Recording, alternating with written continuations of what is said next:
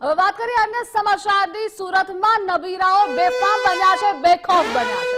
30 જેટલી BMW, Mercedes, Skoda જેવી luxury car સાથે રેલી કરી સ્ટંટબાજી કરી હોવાનો વિડીયો સોશિયલ મીડિયામાં વાયરલ થયો છે। દ્રશ્યો પર ટીવી સ્ક્રીન પર આપ જોઈ રહ્યા છો, સીન સપાટા કરી રહ્યા છે આ નબીરાઓ તેનો। સુરતના ઓલપાડ તાલુકાના કુંકણી ગામમાં આવેલી ફાઉન્ટેન હેડ સ્કૂલમાં ધોરણ 12માં ભણતા વિદ્યાર્થીઓની ફેરવેલ યોજાઈ હતી। તેમાં હાજરી આપવા આવેલા વિદ્યાર્થીઓ આ રીતે જાહેરમાં સીન સપાટા કરી કાયદાના લીરા ઉડાવ્યા હોવાનું સામે આવ્યું છે। સરકારી મંત્રીના કાફલામાં પણ કાર ન હોય તેટલી કારના કાફલા સાથે આ નબીરાઓ નીકળ્યા એ દ્રશ્ય પણ આપ જોઈ રહ્યા છો। જોકે પોલીસે આ બાબતની કોઈ જાણકારી પણ નથી।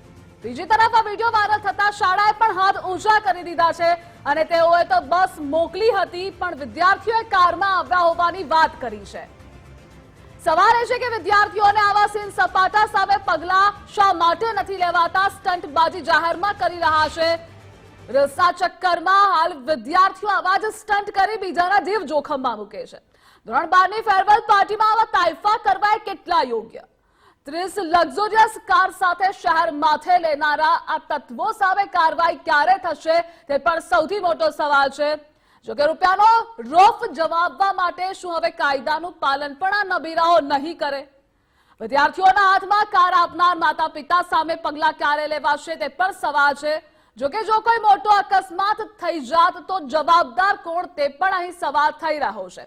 કારણ કે દ્રશ્યોમાં આપ જોઈ રહ્યા છો અને અવારનવાર આવા દ્રશ્યો સામે આવે છે કે જ્યાં રીલ્સ બનાવવાના ચક્કરમાં આવી જ રીતે સીન સપાટા કરવામાં આવે છે। સંવાદદાતા રાકેશ આપણી સાથે જોડાયેલા છે। રાકેશ, સીન સપાટા કરવામાં આવે 30 જેટલી લક્ઝુરિયસ કાર, આવા નબીરાઓ સામે પગલા ક્યારે લેવાશે?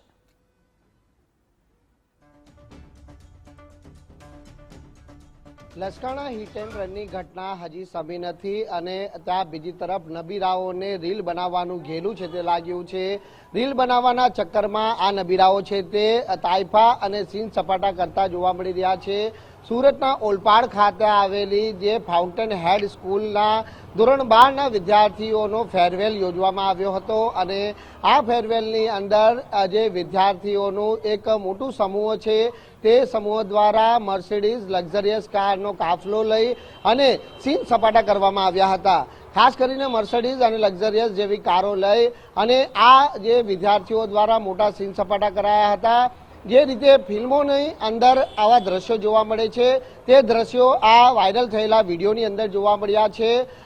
ખાસ કરીને જે મોટા નેતા અથવા મંત્રી હોય તેનો પણ આટલો મોટો કાફલો ન હોય, પરંતુ આ પ્રમાણેનો કાફલો છે તે આ નબીરાઓનો જોવા મળ્યો છે કે જ્યાં કાફલાની અંદર ફિલ્મી ઢબે કહી શકાય તે પ્રમાણે વિદ્યાર્થીઓએ છે તે આ સમગ્ર રીલ છે તે બનાવી છે। ધોરણ 12ના વિદ્યાર્થીઓ દ્વારા જે ફેરવેલ યોજવામાં આવ્યો હતો અને આ ફેરવેલના આયોજન દરમિયાન છે તે આ તમામ વિદ્યાર્થીઓએ રીલ બનાવી હોવાનું જાણવા મળે છે, જે હાલ સોશિયલ મીડિયા પર વાયરલ થઈ છે।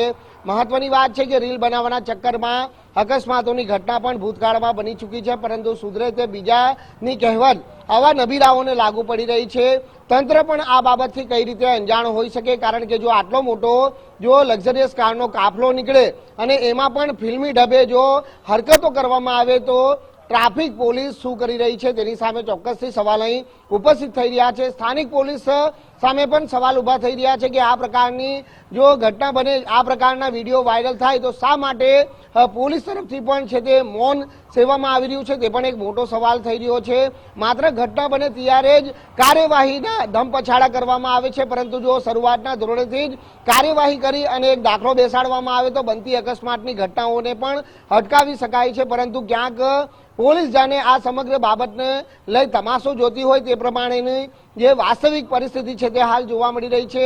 જે વાયરલ વિડીયો થયો છે એ વિડીયોની અંદર સ્પષ્ટ જોવા મળી રહ્યું છે કે સાથે ટ્રાફિક ડીસીપી અનિતાબેન જોડાઈ ગયા છે। અનિતાબેન, ગુજરાત ફર્સ્ટમાં આપનું સ્વાગત। જે નબીરાઓ બેફામ બન્યા છે, ગઈકાલે પણ અકસ્માત થયો હતો, આ નબીરાઓ સામે પગલા ક્યારે લેવાશે? કારણ કે પોલીસ માટે સૌથી મોટો પડકાર પણ આ છે અને આ સાથે આ જ બધા નબીરાઓ બીજા લોકોનો જીવ પણ જોખમમાં મૂકે છે। હાલમાં જે પણ આરોપીઓ હતી એની પોલીસ દ્વારા ધરપકડ પણ કરવામાં આવી છે અને સુરત શહેર ટ્રાફિક શાખા પાસે જે 33 સ્પીડ ગન અને 2 ઇન્ટરસેપ્ટર છે એની મદદથી વર્ષ 2024 દરમિયાન જે પણ લોકો ઓવર સ્પીડિંગમાં પોતાનું વાહન ચલાવે છે તેવા કુલ 25,000 થી વધારે વાહન ચાલકોને ઓવર સ્પીડિંગનું ઈ ચલણ પણ આપવામાં આવ્યું છે। અને અમે અવારનવાર ઓવર સ્પીડિંગ બાબતે કેમેરાના માધ્યમથી ઈ ચલણ પણ જનરેટ કરીએ છીએ. અરે મેડમ, તમે કહો છો કે કેમેરાના માધ્યમથી આપ તપાસ કરી રહ્યા છો, પગલાં લઈ રહ્યા છો, પરંતુ સુરતમાં બીજા દિવસનો બીજો બનાવ છે. વારંવાર આવા ચિત્રો સામે આવે છે, લોકોનો જીવ જોખમમાં મુકાય છે અને આવા સીન સપાટા તેઓ જાહેરમાં કરી લે છે. એટલે પોલીસનો ડર પણ હવે જઈ રહ્યો છે. આ માટે જે પણ ઓવર સ્પીડિંગના મેં કીધું કે ઓલરેડી અમારા તરફથી પગલાં તો ભરવામાં આવી રહ્યા છે. આરોપીને પણ તુરંત અટક મેડમ, કરવામાં પગલાં આવી ભરી રહી છે. રહ્યા છો તે વાત સારી છે, સહમત પણ અમે છીએ, પગલાં ભરો આપ, પણ તે લોકોની શાન ઠેકાણે લાવો કે બીજી વાર આવા નબીરાઓ આવું કરતા પહેલા 100 વખત વિચારે. મેડમ, એમાં ચોક્કસ સખતમાં સખત પગલાં હાલમાં હાથ ધરવામાં આવી રહ્યા છે અને પહેલા પણ આવતા હતા. જી, જોડાવા બદલ આભાર આપનો.